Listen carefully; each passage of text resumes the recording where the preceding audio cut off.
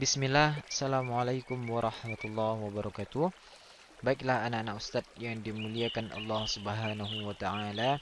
Pada kesempatan ini kita akan masuk ke pembelajaran tematik tema 2 muatan IPS, ilmu pengetahuan sosial, yang judulnya adalah persatuan dalam perbedaan. Dengan KD atau kompetensi dasar, memahami makna proklamasi kemerdekaan, upaya mempertahankan kemerdekaan, dan upaya mengembangkan kehidupan kebangsaan yang sejahtera. Nah, proklamasi kemerdekaan menjadi tonggak sejarah bagi perjuangan bangsa Indonesia. Meskipun terdiri atas suku yang berbeda, rakyat Indonesia bersatu dalam memproklamirkan kemerdekaan negara Indonesia. Apa itu proklamir? Proklamir berasal dari bahasa Belanda, yaitu proclaim, yang berarti mengumumkan. Berarti pengertian memproklamirkan adalah mengumumkan. Nah, mengapa negara kita bisa merdeka? Mengapa negara kita ada proklamasi kemerdekaan? Akan kita pelajari di video ini ya. Tolong disimak baik-baik. Nah, di sini ada teks naskah asli proklamasi yang dibacakan oleh Insinyur Soekarno. Isinya apa? Inti isi dari teks ini adalah ikrar atau proklamirnya atau pengumuman bahwa bangsa Indonesia sudah merdeka, tidak ada penjajahan lagi dari negara manapun. Adapun teks yang terdapat pada naskah proklamasi ini, saya bacakan. Proklamasi. Kami bangsa Indonesia dengan ini menyatakan kemerdekaan Indonesia. Hal-hal yang mengenai pemindahan kekuasaan dan lain-lain diselenggarakan dengan cara seksama dan dalam tempo yang sesingkat-singkatnya. Jakarta, hari 17 bulan 8 tahun 05, atas nama bangsa Indonesia. Yang bertanda tangan di bawah ini adalah Soekarno dan Muhammad Hatta.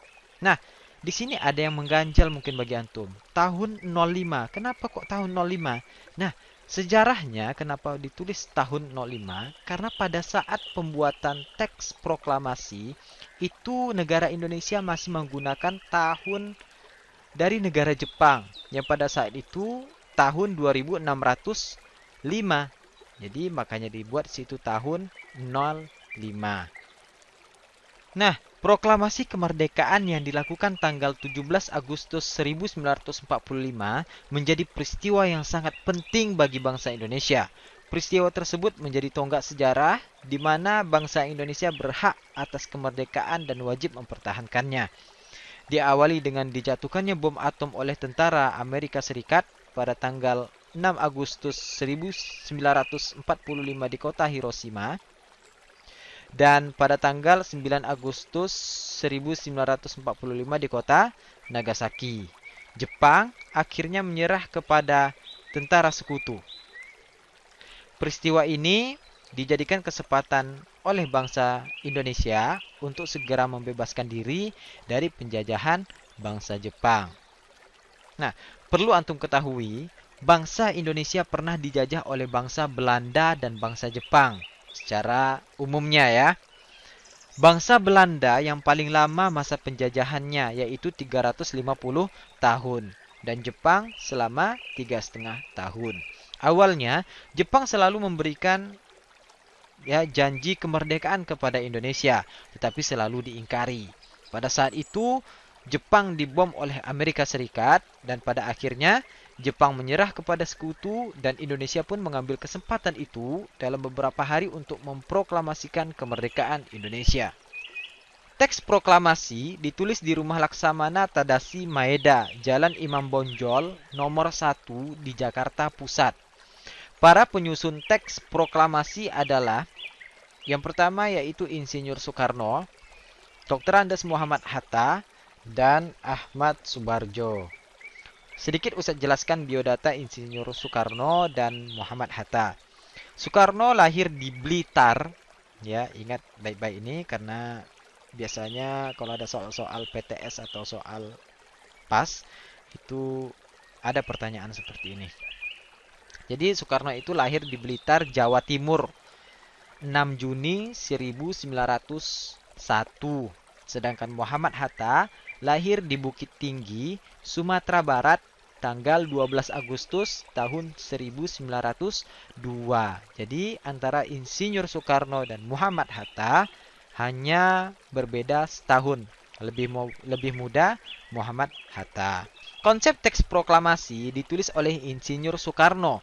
Saat itu hadir pula Sayuti Melik, ya. Pada saat itu hadir pula Sayuti Melik, Burhanuddin Muhammad Diyah atau disingkat BM Diyah biasanya yang kita ketemui di buku ya.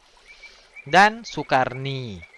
Nah, Soekarni ini mengusulkan agar yang menandatangani teks proklamasi itu adalah Insinyur Soekarno dan Dr. Andes Muhammad Hatta atas nama bangsa Indonesia. Lalu teks proklamasi itu diketik oleh Sayuti Melik. Pagi harinya, 17 Agustus 1945, di kediaman Soekarno, Jalan Pegangsaan Timur, nomor 56, telah hadir antara lain Suwirjo, Wilopo, Gafar Pringgodikdo, Tabrani, dan Trimurti. Acara dimulai pada pukul 10.00 pagi, ya waktu Indonesia Barat, dengan pembacaan proklamasi oleh Soekarno dan disambung pidato singkat tanpa teks oleh beliau. Kemudian, bendera merah putih yang telah dijahit oleh Ibu Fatmawati dikibarkan oleh Suhud dan Latif Hendraningrat. Nah, ini ada foto proses penjahitan bendera yang akan dikibarkan untuk pertama kali ya. Dan ini proses pengibaran bendera merah putih, dan ini yang mengibarkan yang pertama yaitu Latif Hendraningrat. Ya, sebagian buku ada juga yang membuat namanya Latif Hendradiningrat ya.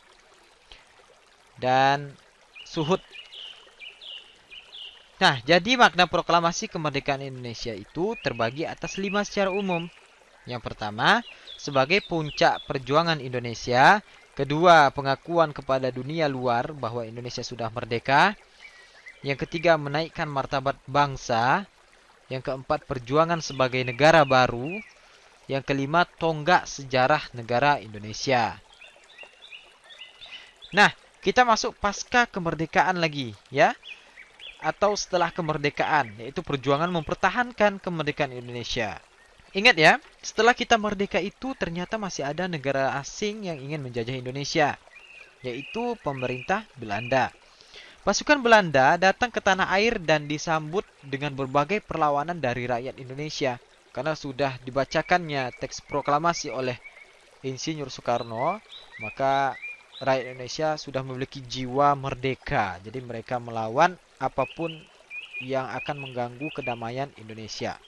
Sehingga sejak tahun 1945 sampai 1950 terjadi berbagai macam pertempuran di berbagai daerah antara pihak Indonesia dan Belanda yang dibantu oleh Inggris. Yang pertama yaitu pertempuran Surabaya pada tanggal 25 Oktober 1945. Menjelang sekitar 2 bulan setelah dibacakan teks proklamasi, terjadi pertempuran Surabaya. Nah, pada pertempuran ini, pasukan Inggris alhamdulillah dipukul mundur oleh rakyat Indonesia, terkhusus di daerah Surabaya. Sebelum itu, pasukan Inggris mengeluarkan ultimatum, atau pengumuman pada pasukan Indonesia yang inti isinya adalah menyuruh rakyat Indonesia mengumpulkan seluruh senjata yang ada dan mengangkat tangan. Tapi tentu ditolak mentah-mentah oleh rakyat Indonesia. Dan pada tanggal 10 November 1945 terjadilah pertempuran yang sangat dahsyat. Sehingga sampai saat ini tanggal 10 November itu diperingati sebagai apa? Ya, sebagai Hari Pahlawan. Dan masih banyak lagi pertempuran yang terjadi seperti Pertempuran Ambarawa pada tanggal 20 Oktober 1945, Pertempuran Medan Area 9 Oktober 1945, Bandung Lautan Api 23 Maret 1946, Agresi Militer Belanda 1, 21 Juli 1947, dan yang kedua agresi militer Belandanya pada tanggal 19 Desember 1948. Dan bukan hanya dalam pertempuran saja Indonesia mempertahankan kemerdekaan, tetapi dengan berbagai dan beragam cara. Akan kita jelaskan pada pertemuan selanjutnya ya, karena ini juga sudah panjang videonya, jadi akan kita sambung pada pertemuan selanjutnya. Nah, untuk soal, ada 5 soal untuk evaluasi pada hari ini. Ya, silakan dikerjakan di buku tematik antum. Kerjakan sesuai jadwal yang sudah ditentukan ya. Kalau misalnya memang tidak bisa, mohon konfirmasi ke Ustadz. Ya, mungkin sekian materi dari Ustadz yang dapat Ustadz sampaikan. Jika ada salah, Ustadz mohon maaf. Subhanakallahumma wa bihamdika asyhadu an la ilaha illa anta astaghfiruka wa atubu ilaik. Assalamualaikum warahmatullahi wabarakatuh.